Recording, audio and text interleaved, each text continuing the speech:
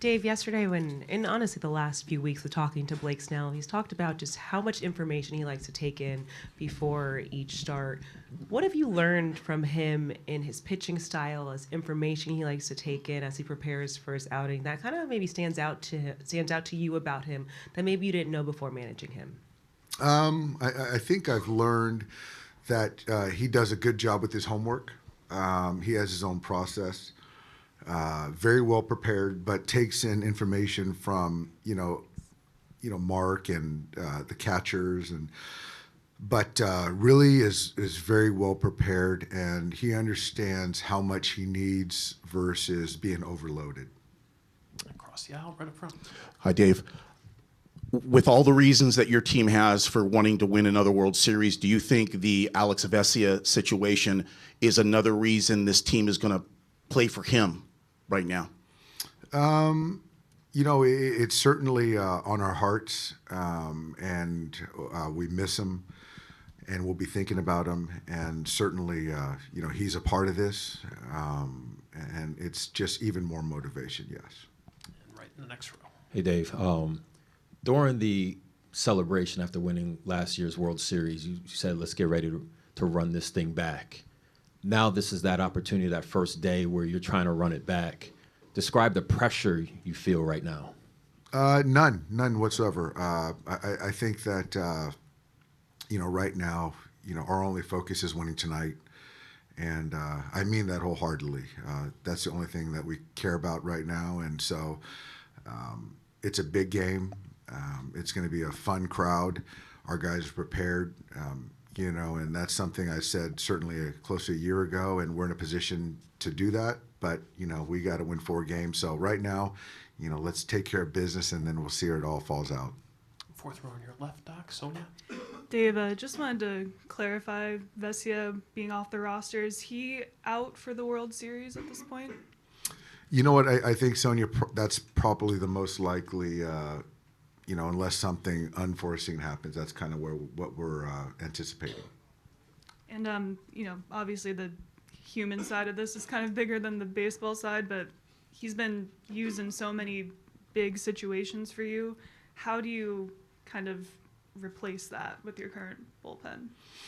Yeah, we have a lot of viable options, and I don't know what situation will present itself, but I trust all the guys. I really do, and guys are gonna have to step up. But Alex is certainly going to be missed. We'll stay over there with Jack. Just one more to clarify on that.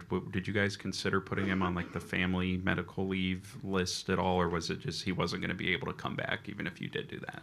I think we exhausted a couple of different options, but just considering, obviously what he's going through and baseball is certainly on the back burner. So I just think that's kind of the right, process. I think that we as an organization was probably the best way to handle it. And to be quite honest, I don't know a lot of what went into it.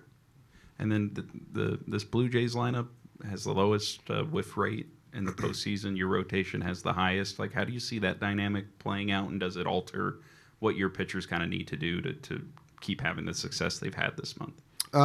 Doesn't alter. They're aggressive early. Then with 2 strikes, they find a way to put the ball in play. We've got to make quality pitches early in the count. That's kind of what it boils down to. Kirsten. Just with going with Will Klein, putting Edgardo Enriquez back on the roster, what have you been seeing from Will, whether during the stay hot time, in between series? What have you been seeing from him? And then what do you like about Edgardo in this matchup? Well, I like Will because it's a plus fastball.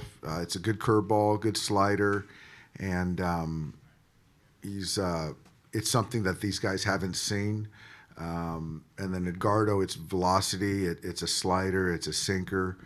There's a cut fastball in there, and so just something to continue to try to keep a couple of those right-hand hitters at bay. Go to the fourth row on your left, Fabian.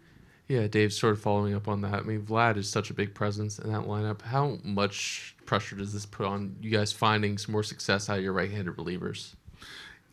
It's certainly one of the best hitters in the game, swinging a hot bat. I think what it comes down to is trying to get those guys out in front of him, you know, if Vlad comes up with guys in scoring position, guys on base, then it certainly makes a job for any pitcher tough. So you just got to really lock in on those first couple guys and try to keep guys off base when he comes up to bat. And then just as a baseball observer, when did Trey Savage first pop up on your radar, and how remarkable was it for a guy like that, for that few big league starts to be starting game one of a World Series? Yeah, I think it was against the Yankees. Just seeing the stuff, the split, kind of learning about it.